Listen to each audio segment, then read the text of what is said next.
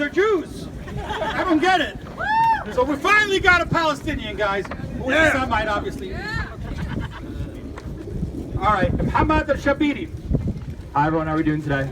Good. Feeling good? Alright, so I'm actually Egyptian Palestinian, to be completely honest. I'm part of the diaspora. My grandfather actually fled Bethlehem in 1948 during the Nakba. And when he asked his parents if they were coming back home, they said soon. And they fled to Gaza, and then from there they went through Rafah into Egypt. And he never saw Palestine again in his life. And he was forced actually to assimilate into Egyptian culture because of racism that was going on due to the immigrant crisis that was going from Palestine into the different countries around.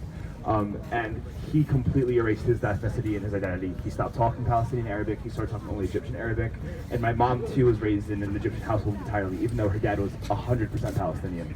And then when I was born, I didn't know I was Palestinian until I was 15 years old. I had no idea at all, it was completely erased. And my mom made a joke about it, and my dad got very angry with her and said, "Why are you bringing it up?" And I had no idea, and I could have lived the rest of my life not knowing that I was Palestinian in any capacity. But due to colonialism, due to the fact that we're all diaspora in a sense, and we all have to deal with this reality, I refuse to be the reason why Palestine forgets itself, and I decided to come out and relearn about who I am and to colonize my mind and do my hardest to represent Palestine as someone who's part of the diaspora. I am now actually the president of American University's Students for Justice in Palestine in the area. We're very, very close by. We'd love to have you guys at our events and so forth and so on. Also, too, the SJPs in the area have been trying to find Arabs in the community who would be interested in organizing direct action and going above and beyond and working with, for example, the United States Campaign for Palestinian Rights, Jewish Voice for Peace, Alauda in the future, hopefully, to actually bring the fight to our oppressors. Because if we live in this area and we're so close to the belly of the beast and we're so close to the halls of power, why not take it to them? You know what I'm saying? And furthermore, too, just to kind of keep in mind why we're here today. We're here today because APAC, a convention that's happening literally half a mile down the road, is hosting a convention for 3 days to disparage and continue the ethnic cleansing of Palestinians. And furthermore, too, at AU, our population is about 40% Jewish. So a lot of people who are in AU SJP are actually anti-Zionist Jews. And having someone like the Chancellor of Austria, who has made a coalition government with someone who is literally in the SS from a far right-wing party in Austria, is disgusting and not what Judaism is and should not be representative of a conference for Jewish people. Therefore, young Jewry in America are completely refusing and fighting back against us, and we need to be there for them as well, because our struggle is intertwined with their struggle and their ability to be Jewish people. And if it's not for them, we won't either be free. So that's all I wanted to say. If anyone is interested in organizing with me in the future, please do reach out. I'll be on the side. Thank you so much for listening. Free, free Palestine! Free, free Palestine! Free, free Palestine! Free, free Palestine! Free, free Palestine! Free, free Palestine! تحيا تحيا فلسطين! تحيا تحيا فلسطين! تحيا تحيا فلسطين! تحيا تحيا فلسطين! تحيا تحيا فلسطين! تحيا تحيا فلسطين! فلسطين عربية! فلسطين عربية! فلسطين عربية! فلسطين عربية! القدس عربية! القدس عربية! القدس عربية! القدس عربية! Palestine عربية! Palestine عربية! All right, that might have confused Trump just a little bit. Well, even normal English can. Even normal English. Okay, where's my Knoxville crew? Who's coming up? Come on up. Woo! This woman brought 5 other people with her from Knoxville, Tennessee. Maria. مرحبا كيف الحال? Is everyone doing well? Thank you. Thank you all for coming out. It means so much as a Palestinian, and like Mohammed said, I'm also a part of the diaspora. And anyone who's a part of any diaspora knows the pain and struggle of being far away from your loved ones and never being able to see them, right? This is a struggle that we have to deal with every single day. And the last time that I was in Palestine with my loved ones, my aunts taught me a part of a song that I wanted to share with you all today. And I won't sing it, I'm just gonna say it, because y'all don't want to hear me sing. It's دمك دمي وهمك همي من عيونك أشوف الضي والله محتاجك يا خي. And basically what that is, it means my blood is your blood, and your problems are my problems. And دمك دمي وهمك and through your eyes I see the light. And oh, my brother, I need you. Oh, my sister, I need you. My siblings, my family, we need you. This fight, the fight for liberation, it doesn't come easily. It comes with unity. It comes with community. We all have to stand together like we are today. And I thank every single one of you for coming and putting your lives on the line, putting your bodies on the line for the fight for liberation. It means so much. And this action, this is amazing, but it doesn't end here. When we leave today, this isn't the end of the fight, right? This isn't the only thing that we need to do to free our people and to free everyone's people.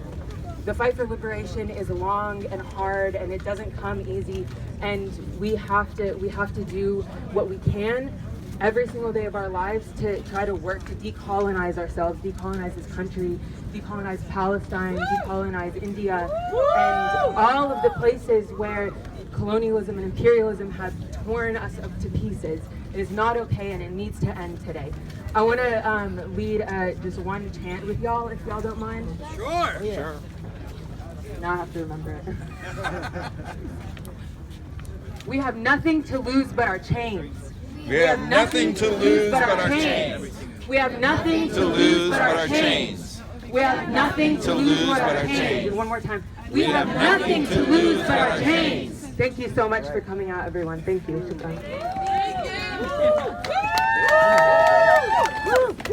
All right, we have Andre from Baltimore. Good afternoon, sisters and brothers.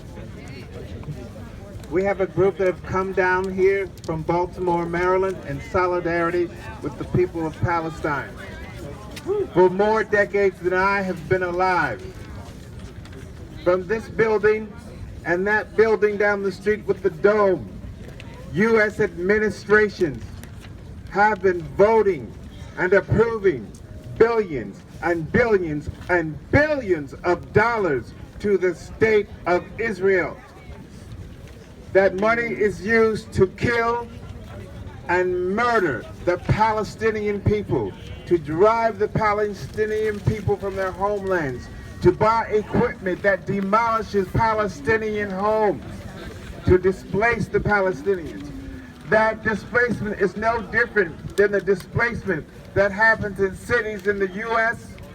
where the poor are displaced, the neighborhood is gentrified, and more money interests move into the neighborhoods, kicking out poor and working people. A few weeks ago, they announced in the news that there is some deal around Israel, a new plan for Palestine. Well, it doesn't matter whether the deal came from the Trump White House, or the deal came from the Obama White House, or the deal came from the Clinton White House, keep going back, or the deal came from the Jimmy Carter White House with the Camp David Accords. No deal is legitimate without the approval of the legitimate representative of the Palestinian people. We came down from Baltimore to lend our solidarity to say, long live Palestine. Israel, get out of Palestine. Stop the murder. What Israel has been doing to the Palestinians for more decades than I've been alive is the largest continuing crime against humanity and should be pointed out. The United States, for the billions they give to Israel, they should be paying reparations to the Palestinian people to build up the country of Palestine just like they have Israel. We down with Israel. I really want to say death to Israel. That's in Iran. Okay. Israel out of occupied Palestine. Palestine for the Palestinian people. Long live Palestine, sisters and brothers. Thank you. All right, we have another Jew. Oh my God. The YouTubers are going to go crazy. The Zionist YouTubers are not going to find enough to mess around with what we say here because they always like to, edit things and make us look like we're crazy. So we have another from Jewish Voices for Peace in Cleveland. Eric Resnick, come on up, all the way from Cleveland, Ohio.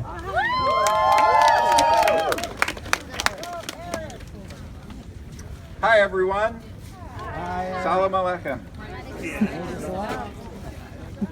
You know, we're here, and we've been here a lot of years. I think this is my 6th year.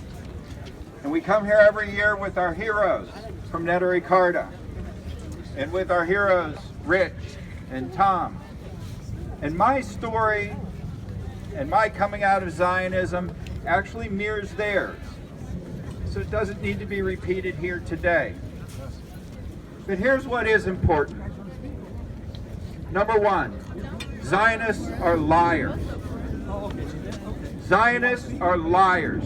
They lie to themselves and they lie to everyone else. And there are 20,000 Zionist liars right now in that convention center at that AIPAC conference who are standing up for ethnic cleansing, who are standing up for the death, the dispossession, and the dehumanization of Palestinians. And by the way, those are all war crimes. AIPAC is a terrorist organization. AIPAC commits war crimes, and here's another little secret.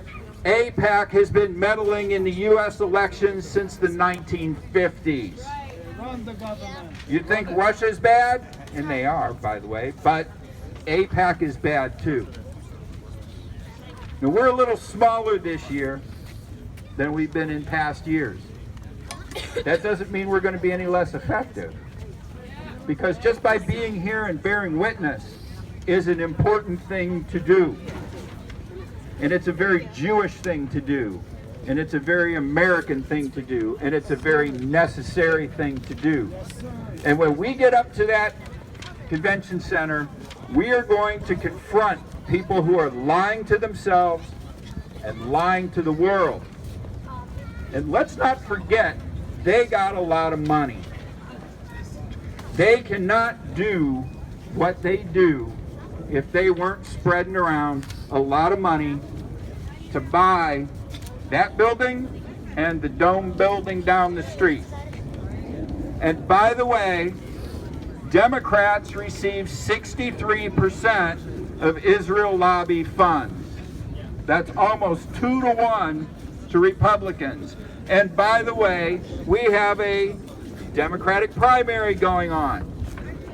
And there is one candidate in that bunch who has stood up for the rights of Palestinians and who has said something very modest, doesn't go as far as I'd like him to, but has said Palestinians are people who deserve rights. And those people in that hall are attacking him. The rest of the Democratic field supports the continued ethnic cleansing of Palestine. So what I'm really saying here, folks, is our job is not finished when we leave here today. We need to continue to fight the fight. We need to continue to bear witness, and we need to continue to confront Zionist lies with truth. And one last thing, I would support moving this rally to the Holocaust Museum next year, because this is almost not a good place anymore since they're putting up that fence to keep us out and to protect our white nationalist president and his criminal son-in-law. We need to, his terrorist son-in-law, we need to move this rally to the Holocaust Museum and use it to tell the story of the Nakba. Because when those people say never again, they don't mean never again to anyone anywhere else. They just mean never again to Jews. And they also mean the Jews can be as mean and as nasty and commit as many crimes as they want to because they were victims once. And that's not right. That's not Judaism. It's not what we stand for. and we need to confront it with truth and with passion and with compassion. Jews, not Zionists. Yes, Zionists aren't real Jews. And yes, Palestine will be free from the river to the sea. From the river to the sea. Thanks about it. Thank you, Eric. All right, guys, so we are right now